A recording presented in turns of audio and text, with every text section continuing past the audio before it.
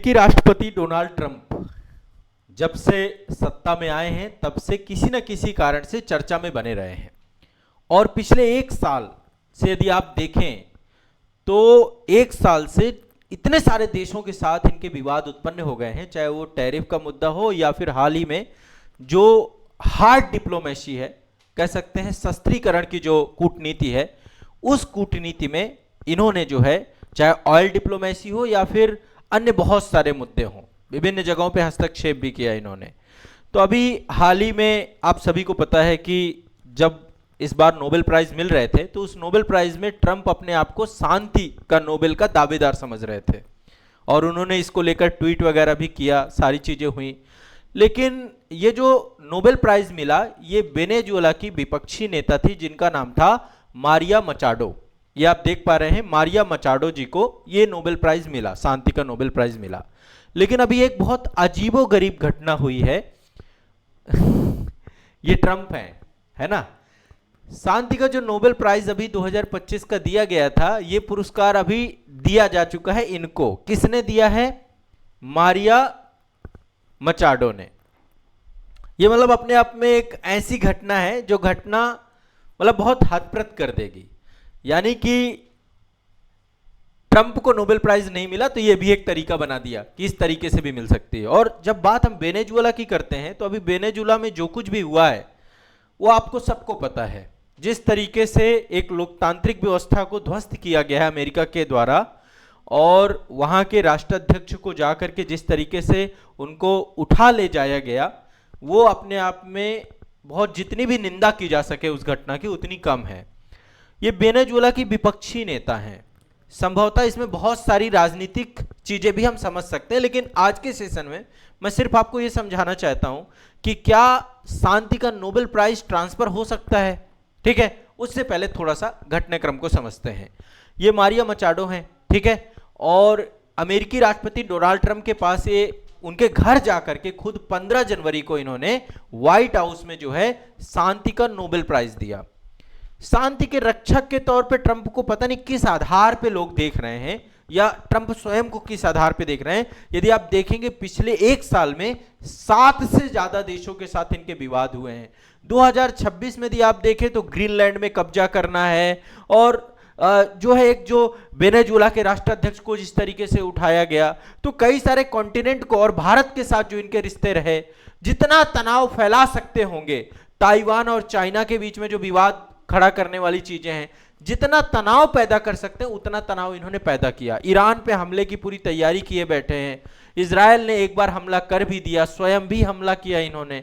तो आधार तो कोई नहीं बनता है, लेकिन अभी जो ये पूरी की पूरी घटनाक्रम है इसमें आपको समझना पड़ेगा क्योंकि ये आप सभी के लिए जरूरी है, इसको समझना जरूरी है। ठीक है, तो ये आप सभी को जानना है। ये तो सबसे पहली बात, वेनेजुएला की विपक्षी नेता, इनका नाम है मारिया कोरिना मचाडो। ठीक है, सार्वजनिक रूप से इन्होंने नोबेल का शांति पुरस्कार जो है, पदक जो है अभी दे दिया है डोनाल्ड ट्रंप को। क्या ऐसा हो सकता है? क्या ऐसा पॉसिबल है? तो एक बार जो है इस पूरे मैटर को समझते हैं। क्या ट्रांसफर किया जा सकता है? इसका स्पष्ट उत्तर है नहीं किया जा सकता है। नोबेल प्राइज में जब भी किसी भी जो नोबेल प्राइज विजेता होता है उसको एक पदक दिया जाता है, एक मेडल दिया जाता है। ठीक है, फिजिकली तौर पे एक मेडल मिलता है उसे। अब मेडल जो है व्यक्तिगत तौर पे वो अपने पास रखते हैं या किसी को गिफ्ट भी कर सकते हैं, ठीक है, लेकिन जो उनको आधिकारिक रूप से नोबेल प्राइज मिलता है उसको वो किसी को स्थानांतरित नहीं कर सकते हैं।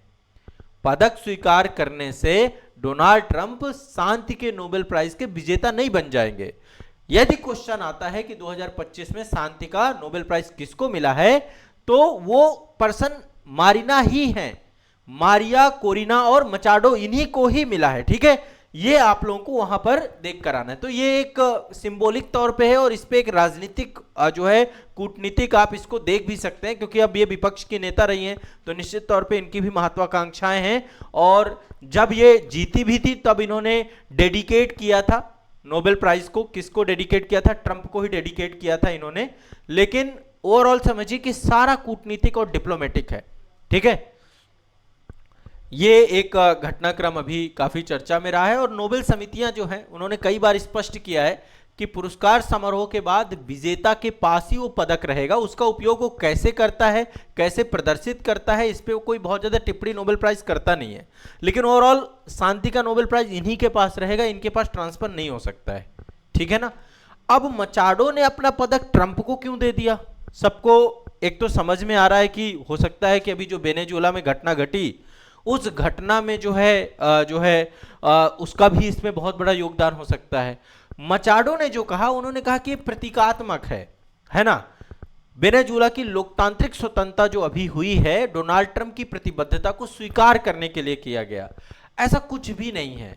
यदि आप देखें जो वेनेजुएला के राष्ट्राध्यक्ष निकोलस मादुरो, उनको सत्ता को अभी हटा दिया गया और जिस तरीके से हटाया गया वो एक लोकतांत्रिक देश को शोभा नहीं देता कि किसी लोकतंत्र को इस तरीके से खत्म कर दिया जाए। तो इस तरीके से कोई कानूनी हस्तांतरण नहीं होता नोबेल प्राइज का। लेकिन ये एक बात जो है आप सभी को समझना चाहिए, यहां पे देखिए बकायदा सर्टिफिकेट में टू प्रेसिडेंट डोनाल्ड ट्रंप ये भी सब लिखा हुआ है इसमें। तो ये एक सिंबॉलिक तौर पे आप इसको देख सकते हैं कि सिंबॉलिक तौर पे मिला तो मुझे है पर मैंने ट्रांसफर कर दिया डोनाल्ड ट्रंप को, है ना। इस रूप में जो है इस पूरे घटनाक्रम को आप समझ सकते हैं। क्लियर, स्पष्ट है, कोई दिक्कत तो नहीं है। अब इस पे पूरी वैश्विक कूटनीति, मतलब इसका एक डिप्लोमेटिक जो इंपॉर्टेंस क्या हो सकता है, ठीक है। इसका कानूनी कोई इंपॉर्टेंस नहीं है, बस इसको प्रतीकात्मक देखिए और ये समझिए कि जो शांति पुरस्कार है ना, मेरा मानना यह है कि इसका राजनीतिकरण नहीं होना चाहिए, है ना। वैश्विक पुरस्कारों का राजनीतिकरण नहीं होना चाहिए। एक नई बहस छिड़ रही है इस मुद्दे को लेकर के, कानूनी वास्तविकताओं के आधार पर चीजों को समझना चाहिए और ये एक अंतर्राष्ट्रीय विवाद को भी जन्म देती हैं इस तरीके की घटनाएं। तो ये अपने आप में एक अनोखी घटना हुई है और डोनाल्ड ट्रंप का जो अभी रवैया है वो रवैया निश्चित तौर पे तृतीय विश्व युद्ध बना देने वाली घटना होने वाली है। आप समझिए, द्वितीय विश्व युद्ध जब आपका हुआ था या प्रथम विश्व युद्ध जब आपका हुआ था तब कुछ इसी तरीके का माहौल था, सब एक दूसरे से उलझे हुए थे कहीं ना कहीं पे और संधियों से बंधे हुए थे, है ना। जब चरम बिंदु आएगा तो फिर पूरे देश, अब खुद देख लीजिए ना, मैं आपको एग्जांपल, रूस यूक्रेन अभी दोनों आपस में, और यूक्रेन के पीछे नाटो बैठा है, नाटो का हेड अमेरिका ही है ये मान लीजिए, ठीक है। इजराइल और ईरान के बीच के संबंध और इजराइल के आसपास के जितने देश हैं सबके साथ संबंध खराब है, उसके पीछे भी अमेरिका बैठा हुआ है, ठीक है। इसके बाद अभी जो आप देख रहे हैं ताइवान वाला मुद्दा उठाया अमेरिका ने, तो चीन कहीं ना कहीं पे अपनी संप्रभुता को भी स्वीकार, वेनेजुएला के साथ जो अभी हाल ही में हुआ, इसके बाद सोमालिया में सोमाली, मतलब आप देखिए बहुत छोटे छोटे घटनाक्रम हो रहे हैं। भारत पाकिस्तान के बीच में भी, इस बीच में पहलगाम के बाद काफी संबंध हमारे खराब हुए हैं, तो संबंधों की स्थिति बहुत बुरी चल रही है। आसपास देशों में देखिए कई सारे कंट्रीज में इकोनॉमिक क्राइसिस चल रहा है। ईरान में भी क्या हालात चल रहे हैं, है ना, ईरान में वहां पे भी आर्थिक जो वहां पे संकट चल रहा है, या इससे पहले आप श्रीलंका को देख लीजिए, नेपाल को देख लीजिए, या जो है बांग्लादेश की हालत देख लीजिए। तो जितने भी क्षेत्रीय शक्तियां हैं सब आपस में उलझी हुई हैं और उसका दुष्परिणाम यह निकलेगा कि ये तीसरे वर्ल्ड वार तक चीजें चली जाएंगी। जो व्यक्ति तीसरे वर्ल्ड वार का सृजन करता हो, जो तीसरे वर्ल्ड वार की पृष्ठभूमि तैयार कर रहा हो, वो व्यक्ति शांति के नोबेल प्राइज के साथ दिखे, ये अपने आप में थोड़ा सा कम शोभनीय लगता है, ठीक है। तो ये पूरा का पूरा माजरा आप देख सकते हैं। भारत के साथ भी अच्छे रिलेशन नहीं है इस समय अमेरिका के। पहला जो कार्यकाल था डोनाल्ड ट्रंप का वो बहुत शानदार था, है ना, उसमें जो उनके स्टेप थे वो बहुत क्रिएटिव थे, रचनात्मक थे। लेकिन जो ये कार्यकाल है, एक घटना और मैं यहां पे आपके ऐड किए दे रहा हूं ताकि आपको थोड़ा सा स्पष्टता हो जाए। अभी हाल ही में अमेरिका ने, डोनाल्ड ट्रंप ने 75 देशों के लिए प्रवासी, जो अप्रवासी वीजा होता है उसको स्थगित कर दिया। 75 कंट्रीज, आप समझिए 75 देशों के नागरिकों का इमिग्रेशन, जो स्थायी निवास है, वीजा प्रक्रिया को अनिश्चित काल के लिए रोक दिया गया है ना। अब 75 देश, आप समझते पूरे विश्व में 193-94 देश ही हैं और इनमें से 75 देशों को आपने क्या किया, अनिश्चित काल के लिए निलंबित कर दिया है। तो एक कड़ी अव्राजन जो नीति है उसका भी एक बहुत बड़ा इंपैक्ट पड़ रहा है इंटरनेशनल लेवल पे। तो अभी ट्रंप प्रशासन के जो फैसले हैं ना, वो कहीं ना कहीं पे अमेरिका फर्स्ट की जो नीति है, और वो अमेरिका फर्स्ट की नीति ने हम लोग, भारत की नीति क्या है, वसुधैव कुटुंबकम की नीति। अमेरिका की नीति कहां पे जाके खड़ी हो गई है, जो है वो अमेरिका फर्स्ट की नीति पे जाके खड़ी हो गई है। तो ऐसे में कहीं ना कहीं पे इमिग्रेशन वीजा पे जो कंडीशंस हैं, मतलब बहुत सारे स्थितियां बहुत खराब चल रही हैं, ठीक है ना। और इसका अल्टीमेट खामियाजा अमेरिका को उठाना पड़ेगा, अभी नहीं देर सवेर अमेरिका, क्योंकि देखो आज तो ठीक है वर्ल्ड पावर के तौर पे है, टेक्निकल पावर के तौर पे है, लेकिन विकल्प बहुत सारे हैं। विकल्प चाइना भी है, विकल्प भारत भी है, विकल्प रशिया भी है, विकल्प यूरोप भी है, मल्टीपल विकल्प हैं। आप ऐसा नहीं कर सकते कि एक तरफा होकर के आप सोचें और फिर आप जो है अपने आप को संभाल ले जाएं। तो अभी कंडीशंस बहुत खराब हैं, और अभी ये वेनेजुएला के बाद ज्यादा किया गया है ना।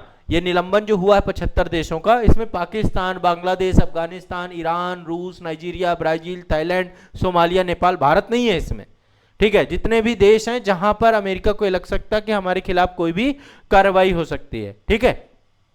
तो ये पूरा का पूरा मजरा है। और थोड़ा सा क्या है, इसको हम वैचारिक मतभेद भी सोच सकते हैं, है ना। वैचारिक मतभेद का मतलब देखिए, पूंजीवाद वर्सेस समाजवाद की लड़ाई द्वितीय विश्व युद्ध के बाद से कोल्ड वार से ही चली आ रही है।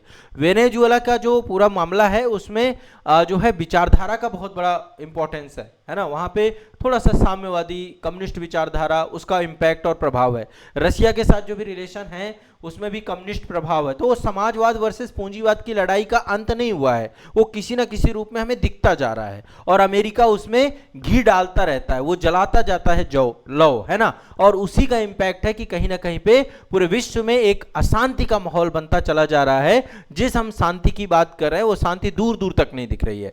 तो ऐसे में ट्रंप जैसे व्यक्ति के पास शांति का नोबेल प्राइज ये प्रतीकात्मक रूप से भी नहीं पहुंचना चाहिए था, ठीक है। तो ये एक पूरा का पूरा मामला है, और बहुत सारी चर्चा परिचर्चाएं हैं इस मुद्दे को लेकर के। अभी हम इस पे डिटेल में एक बार डिस्कस करेंगे आने वाले सेशंस जो आपके होंगे, जिसमें मैं अमेरिका की जो अभी इस समय डिप्लोमेसी चल रही है, ट्रंप किस तरीके से पूरे विश्व को जो है एक तरीके से आइसोलेट कर दिया इन्होंने, पूरे विश्व के साथ खुद को आइसोलेट करते चले जा रहे हैं, ठीक है। जो संबंध बेहतर थे उन संबंधों को बहुत सीमित कर दिया है। ग्रीनलैंड में कब्जा करने जैसी जो स्थितियां बना रहे हैं ट्रंप, वो निश्चित तौर पे शांति वाली बातें तो बिल्कुल नहीं है ना। तो ये सारी चीजों को हमें एक बार समझ करके इस मुद्दे का विश्लेषण करना पड़ेगा, ठीक है। चलिए।